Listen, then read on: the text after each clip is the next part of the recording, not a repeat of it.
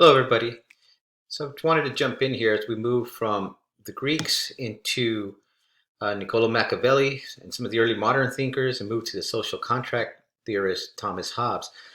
And I just have a passage here as we wrapped up the Republic, and you were all thinking about the role of education and how the role of education in the Republic really sets the ground and how it's kind of developed around this idea of the noble lie.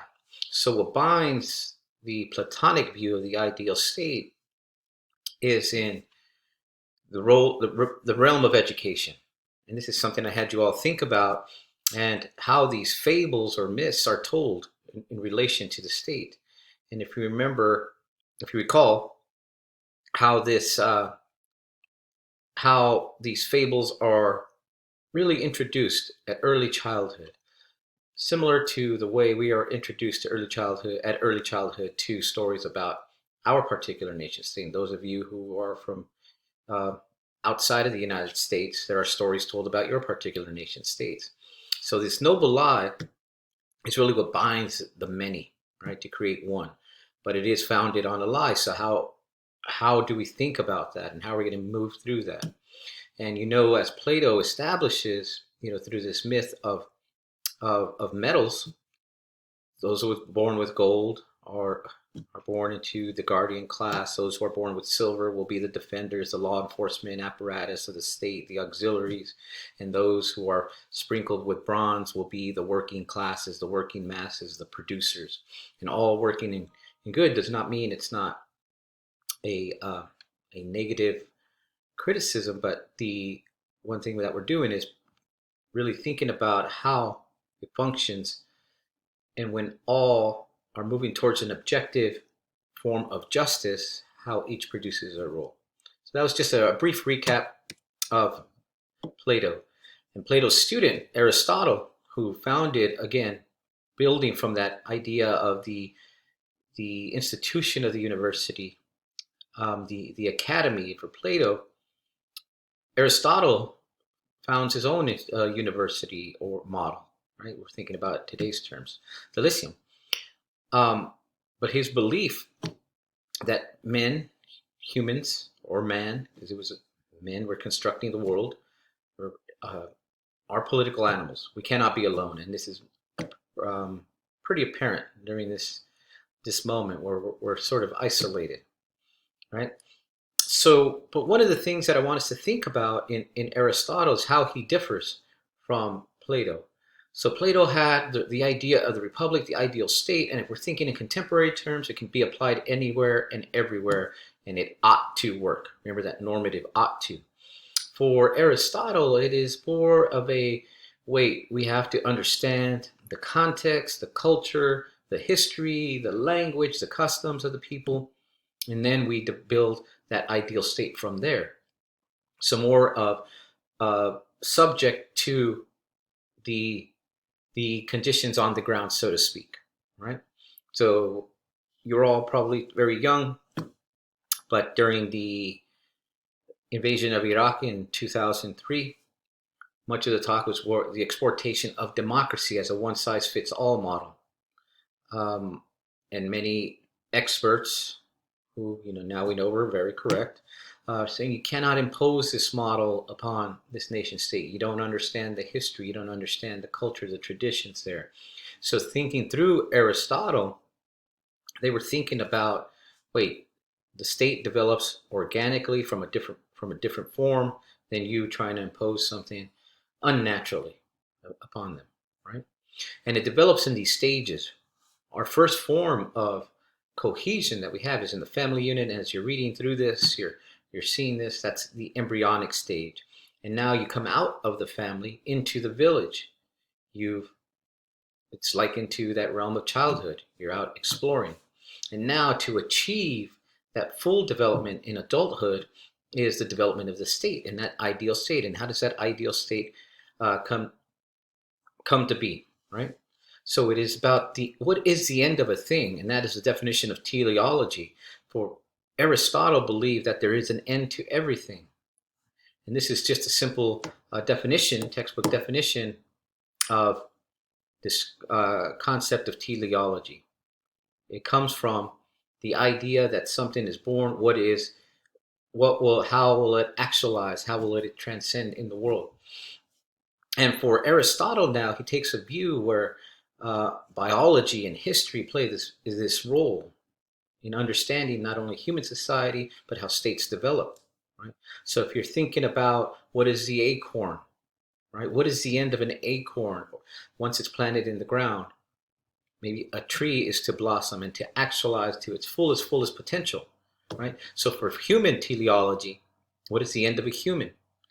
For us, this is why we are engaged in this thinking, because we agree with Aristotle, and we're arguing from Aristotle's standpoint, that our reasoning, our powers, we are pursuing knowledge and carrying that reason. That is the highest form, acquiring knowledge, and not simply knowledge for knowledge's sake. He makes a distinction between that, but carrying knowledge in order to produce a science of it, right, so to speak. Carrying reason, rationality into politics. That is the highest form of being human. So for those, and you could think contemporary society, if we take Aristotle's view, he would critique those who say, I don't want to know anything about politics. Well, he, or Aristotle would say, one is truncating their life's possibilities, willing to live a half-filled life, because a human life for Aristotle is one who excels and desires that knowledge of the social, political, and economic world, and then make sense of it, and then act in it. Right? So that is Aristotle in a very brief term.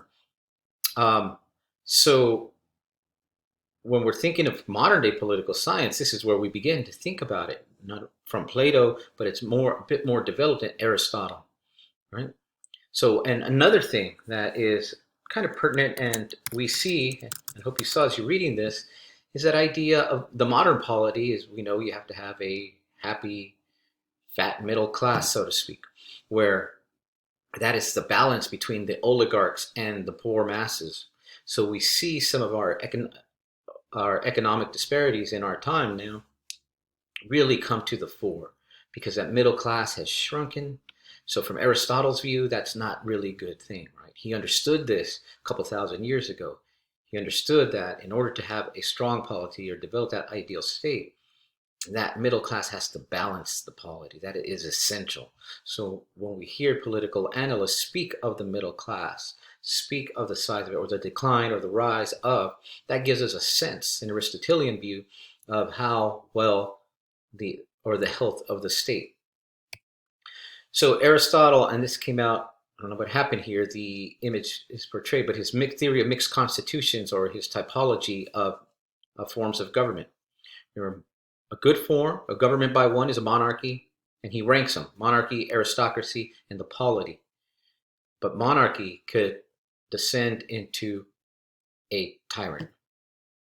An aristocracy, on the good side, can descend into an oligarchy.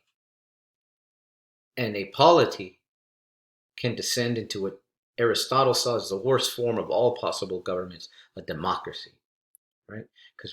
And if you think back to Plato, what did Plato say?